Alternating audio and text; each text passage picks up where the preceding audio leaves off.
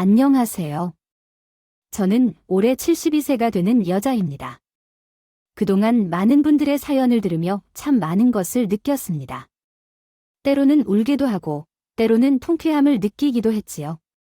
어쩌면 사람 사는 게 다들 그렇게 우여곡절이 많은지, 그렇게 사연을 듣기만 하다가 어느 날 큰딸아이가 제 사연을 소개하면 어떻겠냐는 말에 이렇게 사연을 보내게 되었습니다.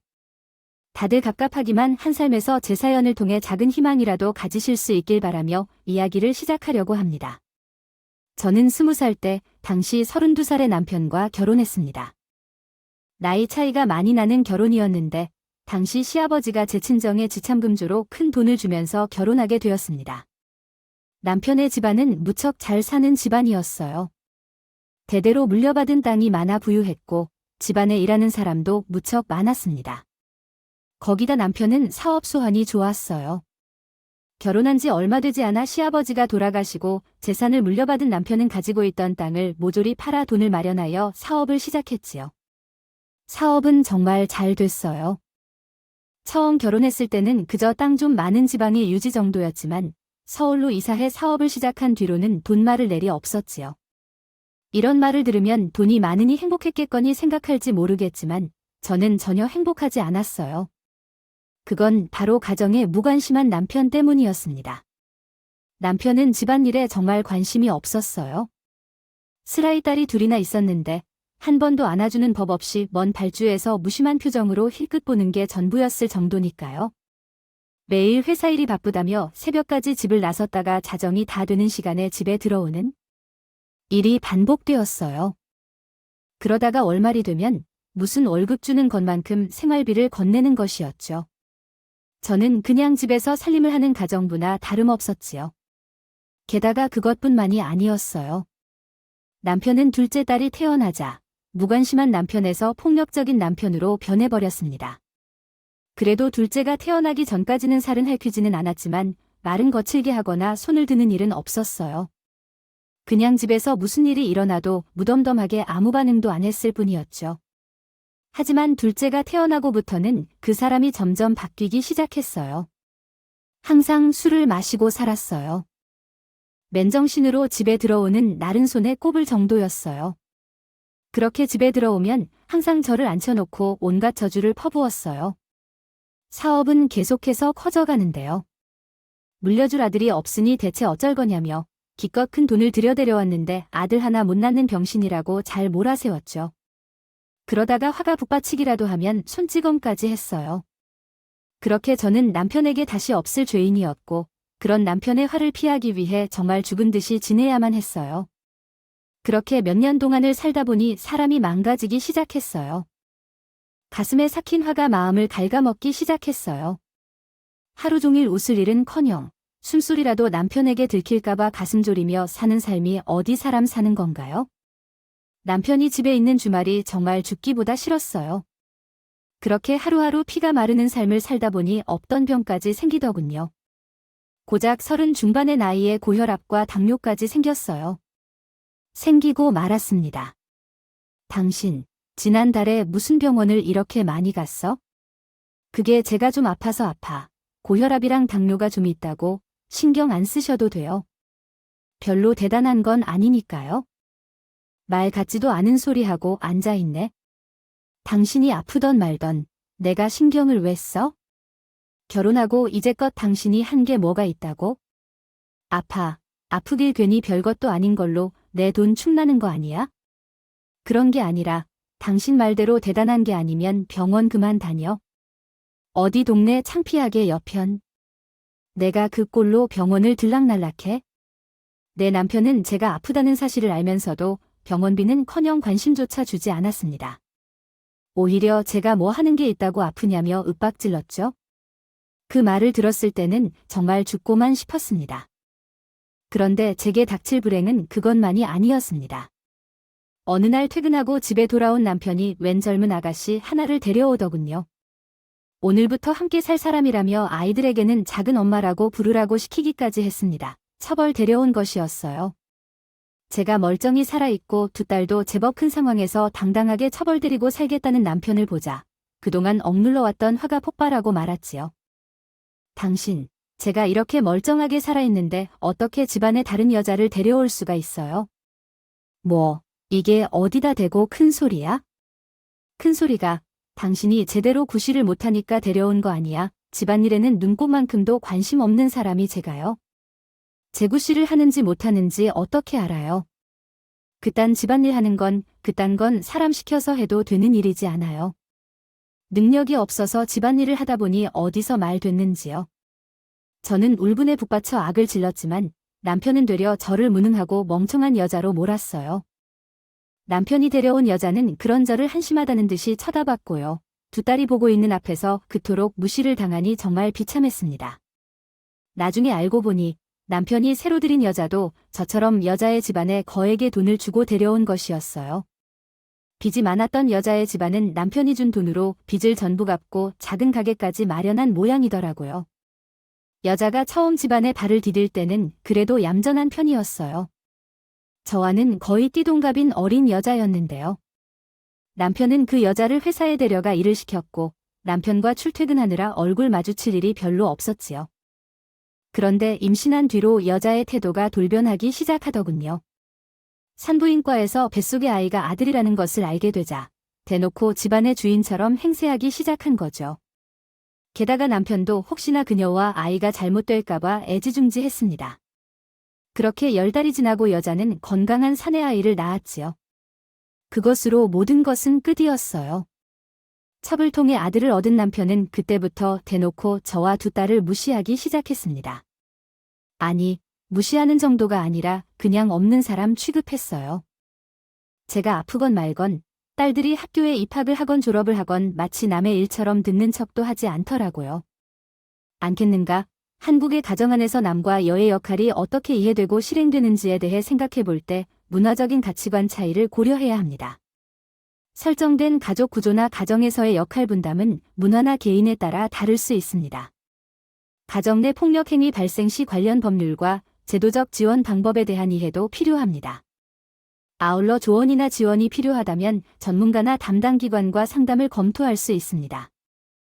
무시와 차별을 받으면서도 구김살 없이 자라는 아이들이었습니다. 그렇게 어려운 가정 환경에서도 아이들은 잘 자라주었고 우수한 성적으로 좋은 대학에 입학할 수 있었어요.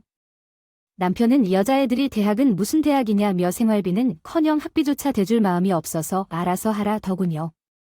다행히 남편이 그렇게 나올 줄 알고 있었던 딸들은 장학금에 아르바이트까지 해가며 남편에게 한 푼도 손 벌리지 않고 대학을 다녔습니다. 정말 기특하고 자랑스러운 딸들이죠.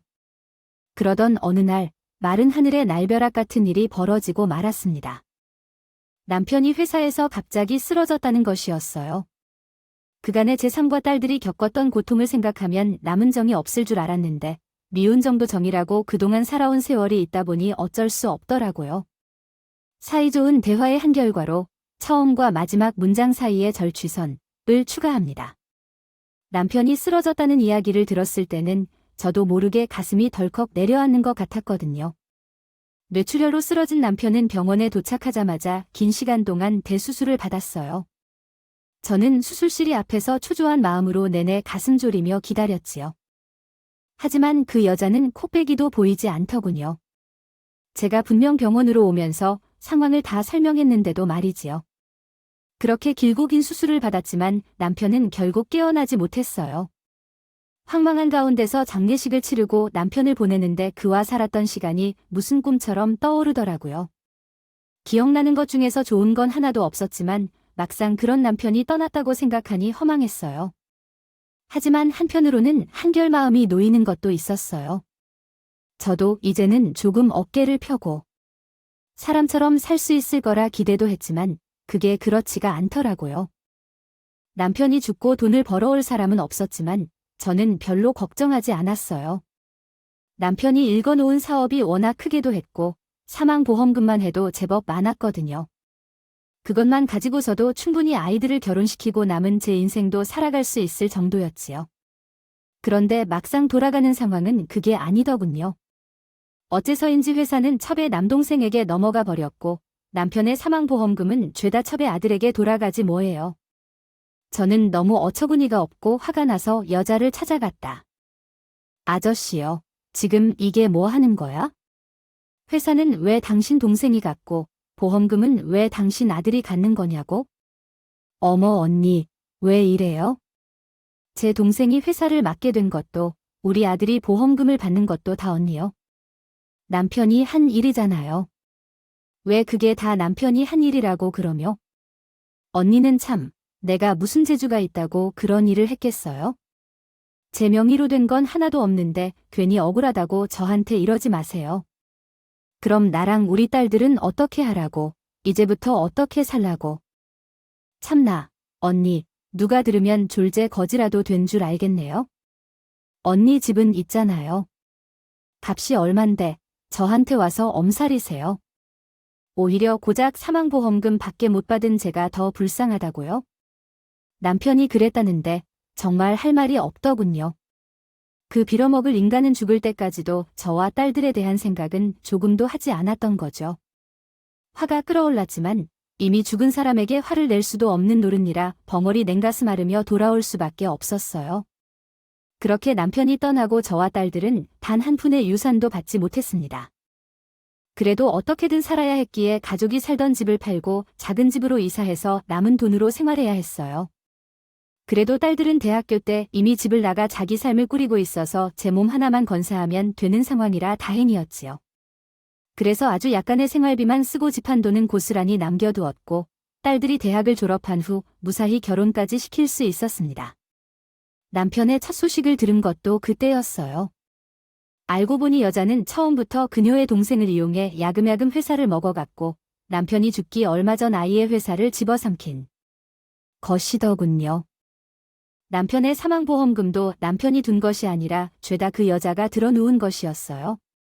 남편이 죽으면 보험금을 죄다 자기 아들이 받도록 하기 위해서였겠지요. 남편은 그 여자와 여자의 동생이 꾸민 눈물을 뒤늦게 깨닫고는 화병으로 쓰러졌던 것이었어요. 모든 사실을 알게 된 저는 잘나가는 변호사인 큰 사위에게 자초지정을 얘기했어요. 소송이든 뭐든 해서 그 여자에게 빼앗긴 저와 두 딸의 삶을 되찾고 싶었거든요. 하지만 얼마 후 큰 사위가 소송으로 재산을 돌려받기는 어려울 것 같다고 하더라고요. 이리저리 알아보니 당시 회사가 넘어간 것도 적법한 절차였고 보험금 같은 경우도 가입한 의도야 어찌되었든 그것을 법적으로 빼앗을 방법도 없다는 것이었어요.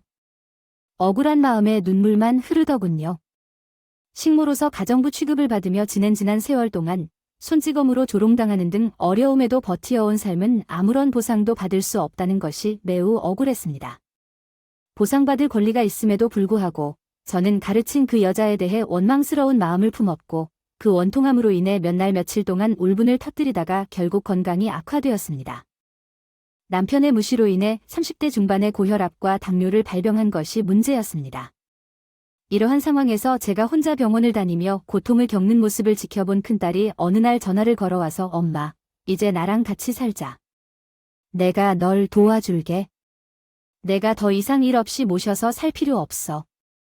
아들도 없는데 딸네 집에 얹어서 억지로 살 필요 없어. 엄마, 너의 건강도 안 좋은데 혼자서 무슨 일이 있어도 혼자 살지 말고 라고 말했습니다. 생기기라도 하면 어쩌려고, 내 몸은 내가 제일 잘한다. 30대부터 있었던 병이야. 이제 와서 이런 걸로 어떻게 되지 않으니 걱정하지 마라. 엄마, 제발 내 말 좀 들어. 남편한테도 이미 다 얘기해놨어. 남편도 엄마가 집에 계시는 게 좋대. 아이들도 외할머니 보고 싶어 한다고.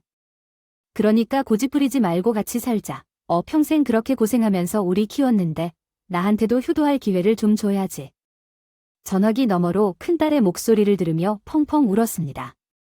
남편 보고는 없었어도 아들은 못 낳았어도 딸만큼은 정말 잘 키웠구나. 어려운 가운데서도 정말 잘 자라주었구나 하는 생각이 들었지요.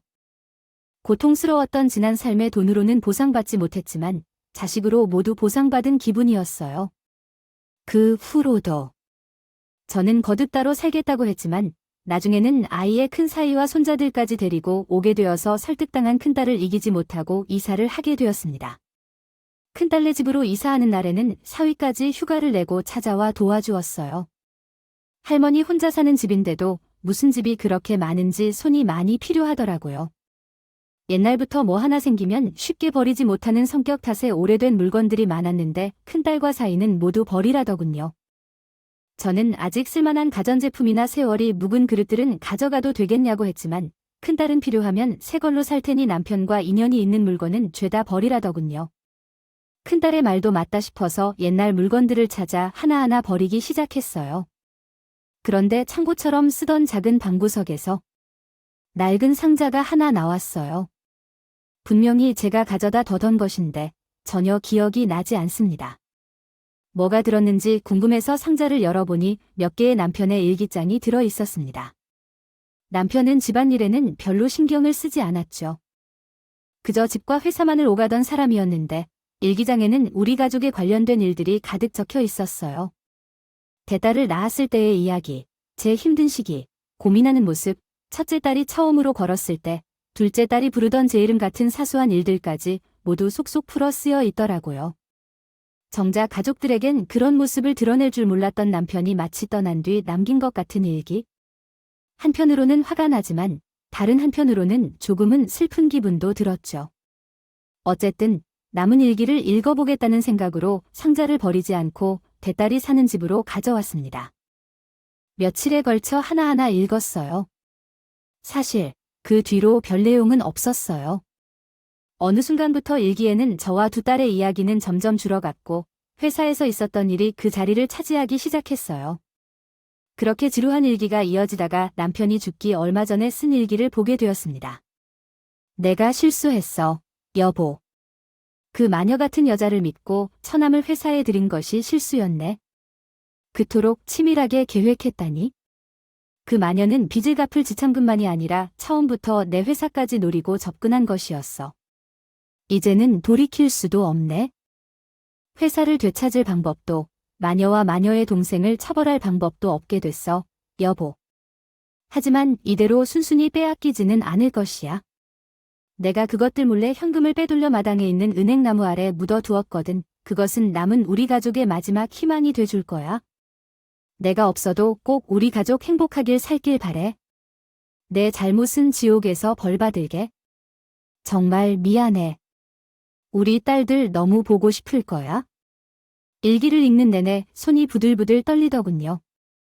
그 여자가 처음부터 회사를 노리고 접근했다는 것도 충격적이었지만 남편이 남은 가족을 위해 남겼다는 돈이 있다는 사실을 믿을 수가 없었지요.